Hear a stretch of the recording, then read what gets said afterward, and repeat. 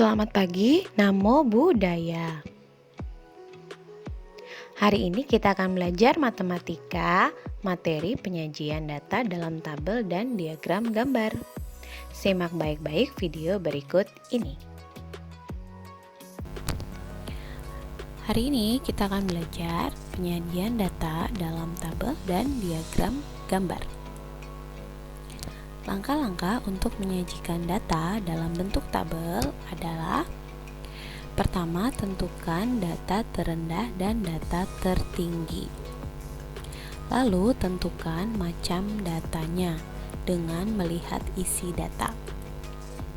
Tentukan frekuensi atau banyak data muncul dengan tabel turus. Satu turus mewakili satu data. Lalu kelompokkan setiap 5 turus. Hitung kembali jumlah seluruh data setelah frekuensinya selesai dihitung. Apakah sudah sesuai dengan data yang kalian buat dalam tabel? Ini adalah contoh data yang akan kita sajikan dalam bentuk tabel dan diagram gambar. Berikut ini adalah data tinggi badan dari 20 siswa dalam sentimeter. Sebelum kita buat dalam bentuk tabel, kita lakukan langkah pertama, yaitu menentukan data terendah dan data tertinggi. Ini adalah data yang terendah dan ini adalah data yang tertinggi.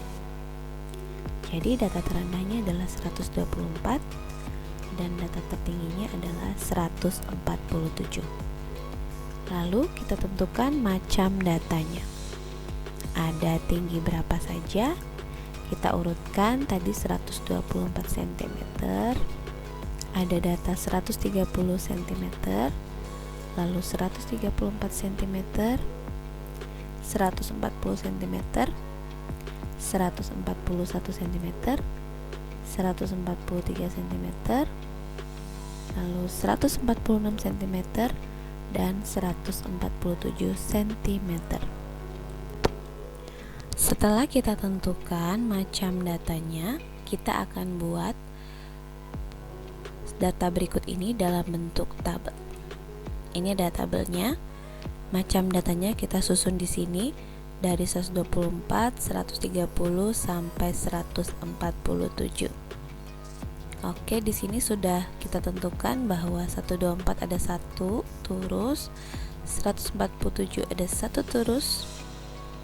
Lalu karena datanya dalam bentuk acak, kita akan tentukan frekuensinya dari awal data.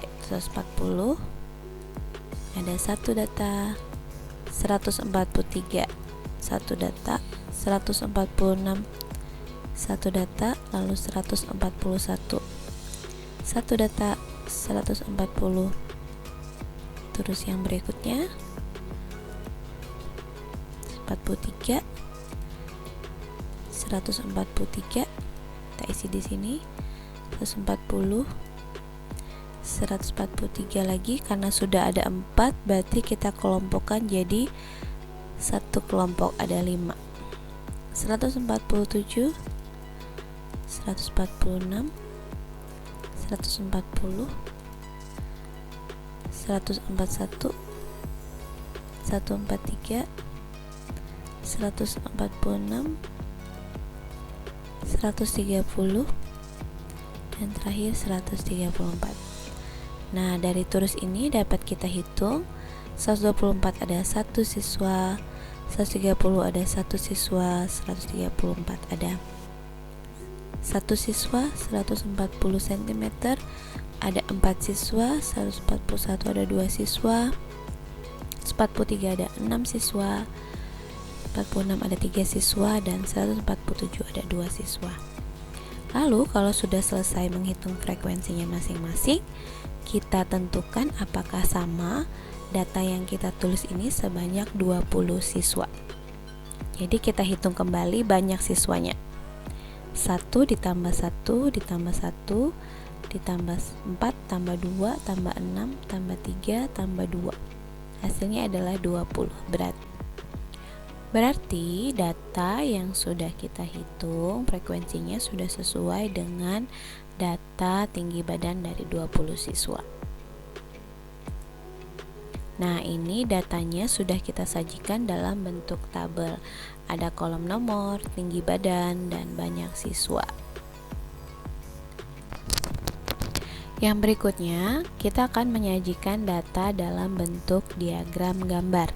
Langkah-langkah untuk menyajikan data dalam bentuk diagram gambar antara lain yang pertama, kita harus sudah menyajikan data dalam bentuk tabel. Lalu kita tentukan simbol atau gambar yang akan kita gunakan dalam diagram gambar. Kita juga harus menentukan nilai frekuensi yang akan diwakili oleh tiap simbol atau gambar tersebut. Nah, ini adalah data yang tadi yang sudah kita sajikan dalam bentuk tabel. Di sini ada tinggi badan dan banyak siswa. Jadi, kita akan gunakan simbol atau gambar ini sebagai pengganti banyak siswanya, pengganti angkanya. Jadi, satu gambar akan mewakili satu siswa. Jadi, kita akan buat dalam bentuk tabel sama, kita sajikan kolom nomor, tinggi badan, dan banyak siswa. Hanya saja angkanya kita ganti dengan gambar. Tadi tinggi 124 cm, ada satu siswa, maka kita buat dalam satu gambar. Lalu 130 cm ada satu siswa, 134 ada satu siswa, 140 ada 4 siswa, 141 tadi ada 2 siswa, 143 ada 6 siswa, 146 ada 3 siswa, 147 ada 2 siswa. Nah, ini adalah contoh cara menyajikan data dalam bentuk diagram gambar. Nah, ini adalah tugas kalian di rumah, yaitu menyajikan data dalam bentuk tabel dan diagram gambar. Ada 2 soal ya. Ini soal yang pertama yaitu data berat badan dari 30 siswa. Dan ini data yang kedua yaitu menyajikan data dalam bentuk tabel dan diagram gambar untuk data mata pelajaran yang disukai siswa. Di sini sudah ada keterangannya bahwa macam datanya adalah mata pelajaran, yaitu mata pelajaran matematika, IPA, dan bahasa Inggris, bahasa Indonesia. Nah, kalian tinggal menghitung banyak siswanya di sini. Lalu sajikan dalam bentuk tabel dan diagram gambar. Selamat mencoba. Jika masih kurang paham, kalian boleh bertanya kepada Bunda melalui telepon atau WhatsApp. Sampai jumpa pada video pembelajaran selanjutnya. Namo Buddhaya.